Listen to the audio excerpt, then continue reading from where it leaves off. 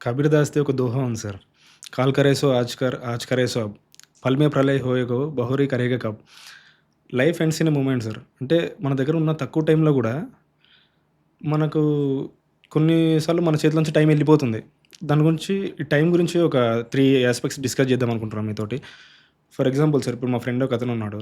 ఆయన ఆఫీస్‌కెళ్ళాలి సార్ ఇప్పుడు అర్జెంట్. ఇప్పుడు మీరు హైదరాబాద్‌లో చూసినారు కదా ట్రాఫిక్. లేట్ ఎళ్ళినాడంటే ఒక హవర్, 2 అవర్స్ సాలరీ ఎళ్ళిపోద్ది. అతని చేతిలో లేదు.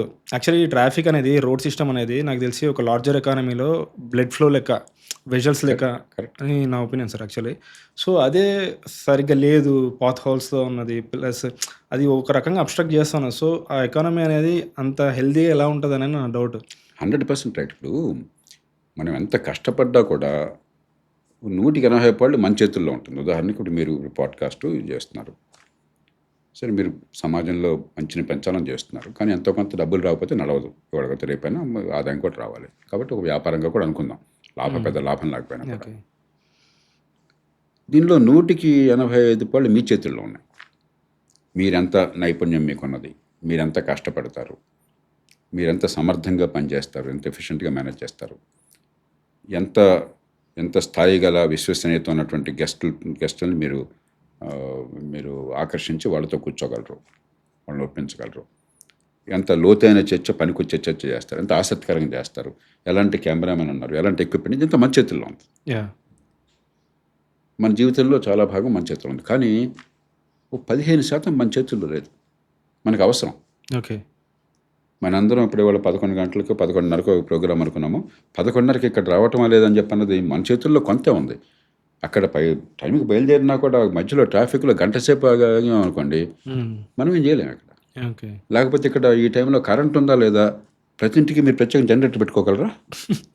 ఇంత బ్రహ్మాండంగా అన్ని ఏర్పాటు చేస్తున్నాం, కరెంట్ పోయిందనుకోండి ఏం చేస్తాం మనం? మన చేతుల్లో లేదు ఇది. కాబట్టి ఉమ్మడి అవసరాలు ఉన్నాయి. మన వ్యాపారం నడవాలన్నా, జీవితం నడవాలన్నా కూడా మన చేతుల్లో 185 ఉన్నాయి. మన చేతుల్లో లేనివి, మనకు అవసరమైనవి ఉమ్మడిగా మాత్రమే చేయగలవి 115-20 ఉన్నాయి. ఆ 15-20 ప్రభుత్వం. అందుకే ప్రభుత్వం అన్నది. ట్రాఫిక్ దానిలో ఒక కీలకమైన అంశం. ఉదాహరణకి ట్రాఫిక్, మంచినీళ్ళు, ట్రాఫిక్, మురుగునీటి పారుదల, కరెంటు, ఇవన్నీ దీనిలో భాగం. ట్రాఫిక్లో హైదరాబాద్లో మీరు తీసుకుంటే సగటున ఏడాదికి 120 గంటల పనికాలం ప్రతి మనిషికి పోతుంది హైదరాబాద్లో. 120 గంటలు అంటే మీరు రోజుకు 4 గంటలు ఎక్కకూడదు. 24 గంటలు నిద్రపోగా, మిగతా కార్యక్రమాలు బాగా మనం పనిచేసేది 8 గంటలు ఎంత ఉంటుంది, అంతే కదా. సగటు 120 గంటలు పోతుందంటే పనిచేసే 8 గంటల్లో 7 గంటల్లో మీకు ఒక 20-25 నిమిషాలు, 30 నిమిషాలు పోతుంది. అంటే పనిచేసే కాలంలో లెక్కెడితే మీకు సుమారుగా 5% పోతుంది. 5% టైం అంటే 5% జీవితం పోయినట్టేగా, 5% ఆదాయం పోయినట్టేగా. చికాకు 5% కాదు, 50% ఉంటుంది. బీపీ పెరుగుతుంది.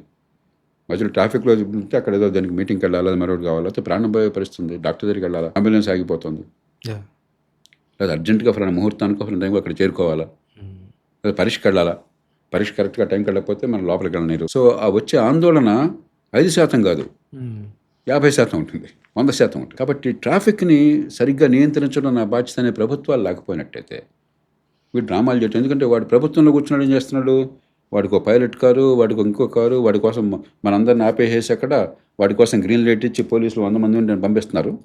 మనందరం వాడిని పన్ను కట్టి పోషించేవాళ్ళం, మనందరం కూడా బెచ్చగాళ్ళకి నిలబడి చూద్దాం చూస్తుండాలన్నమాట, నోట్లో వెళ్ళి వేసుకుని.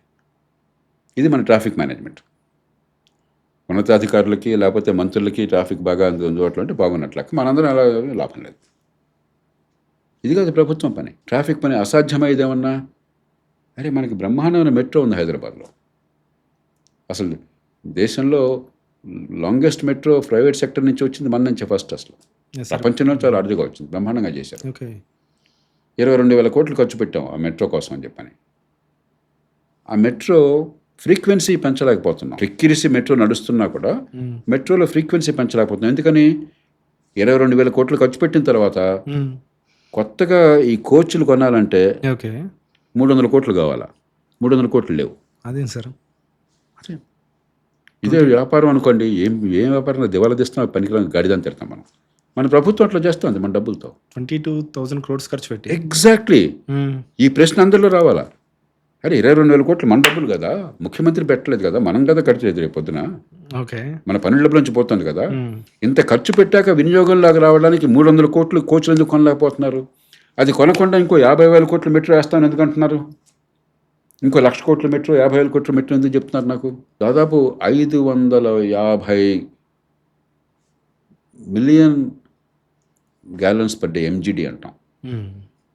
అంటే 200 కోట్ల లీటర్లు హైదరాబాద్కి, 200 కోట్ల లీటర్ల పైన వస్తుంది హైదరాబాద్కి మంచినీళ్ళు. ఓకే. కృష్ణా గోదావరి, హైదరాబాద్ నగరానికి ఉన్నంత సౌలభ్యం దేశంలో బహుశా ప్రపంచంలో ఎక్కడ ఉండకపోవచ్చు.